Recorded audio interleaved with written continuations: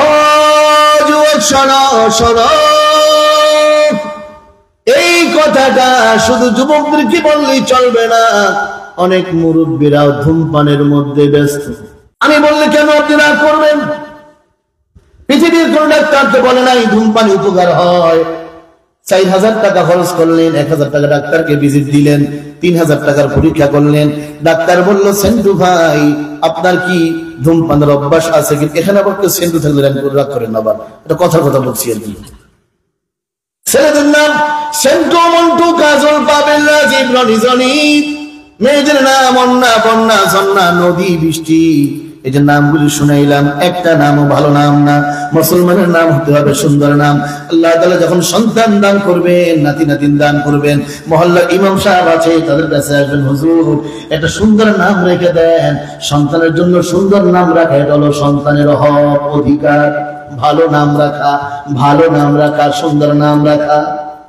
Doctor বলল সেন্টু ভাই আপনি তো ডাক্তার দেখাইতে আসলেন, 1000 টাকার ভিজিট দিলেন, 3000 টাকার পরীক্ষা করাইলেন, আপনার কি ধূমপানের অভ্যাস আছে কিনা? হ্যাঁ মাঝে মাঝে আছে। সেন্টু ভাই ধূমপান আজকে থেকে আর করা যাবে না, বন্ধ করতে হবে। বাসায় গিয়া ওই সেন্টু ভাই ডাক্তারের প্রশংসা করে, আরে ডাক্তারটা খুব ভালো, ডাক্তারটা খুব ভালো।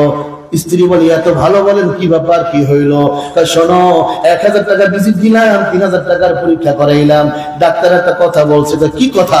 ডাক্তার বলছে ধূমপান করা যাবে না। ডাক্তারে বলছে সেটা এত লাগলো, আর আমি যে 12 বছর আপনার সংসার করি, কত বললাম আপনারা শুনেইতে পারলাম না।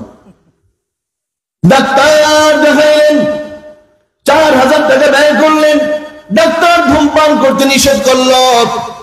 ডাক্তারের প্রশংসা করা হয়, মহল্লার ইমাম সাহেব বিনা ভিজিটে জুমার বয়ানে বলল, যুব সমাজ তোমরা ধূমপান করিও না, খবরদার। ধূমপান করলে 5 ধরনের ক্ষতি হয়।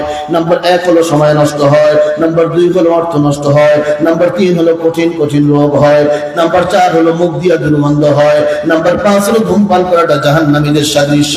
মিশকাত শরীফের সরা ইজাবুল মিশকাতের মধ্যে লেখা হয়েছে, এই যে বলা হয় জাহান্নামীদের সাদৃশ্য, এর মানে হলো যারা জাহান্নামে যাবে তাদের নাক এবং মুখ দিয়া ধোঁয়া বের হতে থাকবে।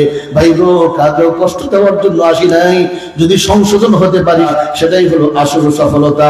এমন সমাজে দেখা যায় বিড়িটা খাইয়া মুখটা না ধুইয়া নামাজে গিয়া বলে সুবহান রাব্বিয়াল আ'লা, পাশের লোকটা কয় ভাই তুই গেলি ভালা, তোর মুখের দুর্গন্ধ আমি নামাজেও থাকতে পারি না। জুমার বয়ানে হুজুর বলল, যুব সমাজ ধূমপান করিও না, ধূমপান করলে কঠিন কঠিন রোগ হয়। ওই যে 4000 টাকা ব্যয় করলো, ডাক্তার দেখাইলো, ডাক্তার বললো ধূমপান করা যাবে না, ডাক্তারের প্রশংসা করে। আর মহল্লার ইমাম সাহেব বিনা ভিজিটে জুমার বয়ানে বলল ধূমপান করা যাবে না। কিছু যুবক বিকাল বেলা রাস্তার মোড়ে মোড়ে দাঁড়াইয়া ইমাম সাহেবের সমালোচনা করে। হুজুর পুরানো হয়ে গেছে তো, সেদিন দেখছে আমার বিড়ি খাইতে, আমাকেই বলছে। যুবক ভাই বোন শোনো, যুবক ভাই তোমাকে বলে যাই, আমার কথা হয়তো বা তোমার কাছে ভালো লাগে না, কিন্তু যেদিন কঠিন কঠিন রোগ ধরা পড়বে করার কিছুই থাকবে না। দুনিয়ার কোনো ডাক্তার, ব্যারিস্টার, জজ, কোনো গবেষক বলে নাই বিড়ি খেলে উপকার হয়, সবাই বলে ক্ষতি হয়, ক্ষতি হয়। আমিও বলে গেলাম ক্ষতি হয়, তুমি এগুলি খাবা না। কবুল করার মালিক একমাত্র